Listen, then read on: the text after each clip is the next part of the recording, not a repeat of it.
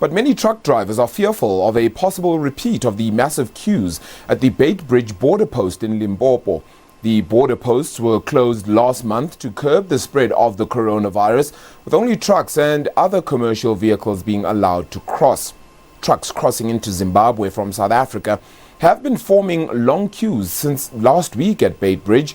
We go to Lutendo Bobodi now, who is at the Beitbridge Border in Limpopo for more. It's a good afternoon to you, Lutendo. Those queues just last week were going at least 5 kilometers long. How long is that process now, and when do we begin to see the traffic subside? Thank you so much, Aravile. Yes, the second largest port of entry was reopened this morning at around 6 o'clock. It was shut down to traveling from the 11th of January, but prior to that, it was only commercial traffic that was allowed to pass through. Today, you could see the hive of activity as usual, but nothing that throws you into any consternation.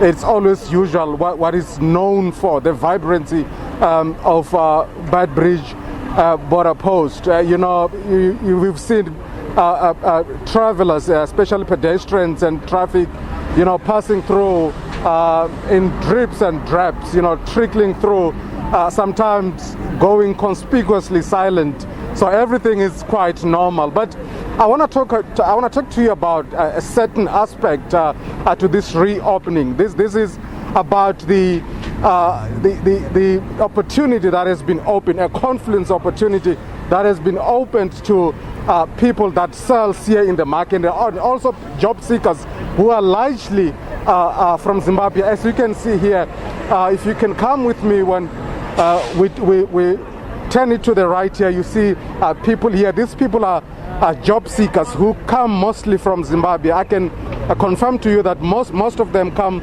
from Zimbabwe. Of course, there are quite a few of them that are South Africans. They apply different trades, especially carrying luggage for those people who are crossing over to Zimbabwe or crossing over to South Africa. But there's a little bit of concern, as you can see, Aravila, there's no social distancing here.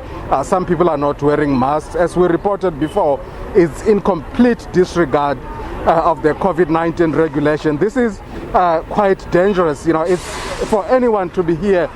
It's potentially dangerous. And there's law enforcement. I see soldiers, I see police, but nothing is being enforced here. You don't see anyone trying to drum up the message of social distancing or anyone trying to encourage people to wear masks. As I said, this is potentially dangerous. And another aspect to this reopening is the markets here. As you can see, a lot of people sell food here.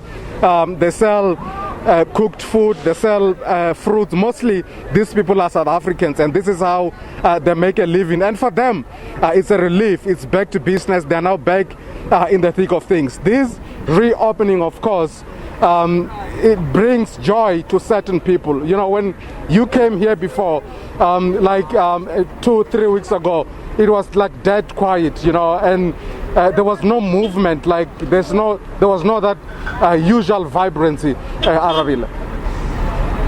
Yeah. Lutendo, are you getting a sense, though, that, border officials have spoken about trying to revamp the Beitbridge border post, particularly on the Zimbabwean side? There's expectations then that some of the big banks, the likes of Standard Bank, First Rand, Nedbank, will get involved as well in trying to lend some money, around 4.4 billion Rand kind of needed as well. How important and significant would that be to ensuring that Beitbridge actually does increase its efficiency and not just letting people through, but certainly I suppose the work that continues to happen there as well, the infrastructure certainly gets better as well. Do you see that could change with more money and more development and investment?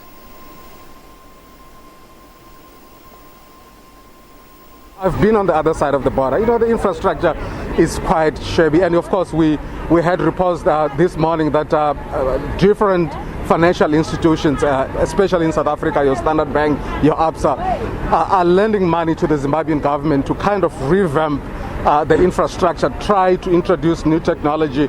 that is of course needed. If you look at the commercial vehicles here, like you said in your intro, there is a gridlock of something like 2 to 3 kilometers, and we are told this morning that the cause for that is the delay in the processing of documents on the other side of Zimbabwe. And they are going to introduce new technology. They are going to introduce or come up with human capital just to try and ease these congestions.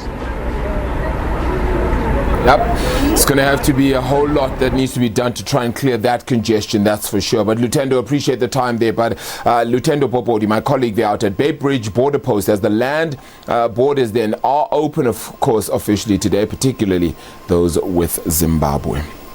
All right, let's move on to